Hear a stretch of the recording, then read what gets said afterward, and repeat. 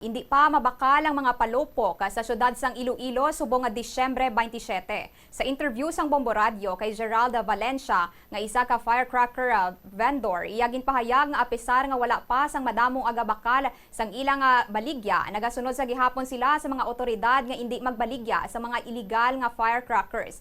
Madumduman nga gindumilian sang Philippine National Police ang mga palupok kaangay sang Watusi, Piccolo kag Plapla. Isa sa mga delikado man nga pampagahod amo ang boga kung sa diin duha na ka mga menor de edad sa probinsya sang Iloilo ang naaksidente bangod sini.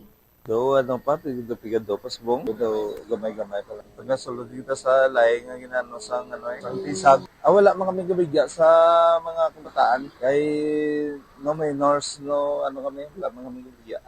Bawal. Tapos hindi ka gid mag-display sang bawal. Nagpaandam ang Iloilo City Police Office sa posible nga magatuhaw nga mga modus subong nga holiday season. Sa interview sang Bombo Radio kay Police Major Sheila May Sangrines, spokesperson sang Iloilo City Police Office, iyagin pahayag nga posible nga gamiton sa mga bentihoso ang tion kung sa diin masako ang publiko agod nga makaganar sang kwarta. Base sa investigasyon, mayara sa mga grupo nga nagalibot sa syudad kag nagapangayo sang sponsor para sa mga charity bisan nga wala ini sang kamatuoran. Nagapakilala ang mga ini nga nagabulig sa mga charity kung sa diin nagakaengganyo man ang madamo nga mga Ilonggo ilabi na sa subong nga holiday season.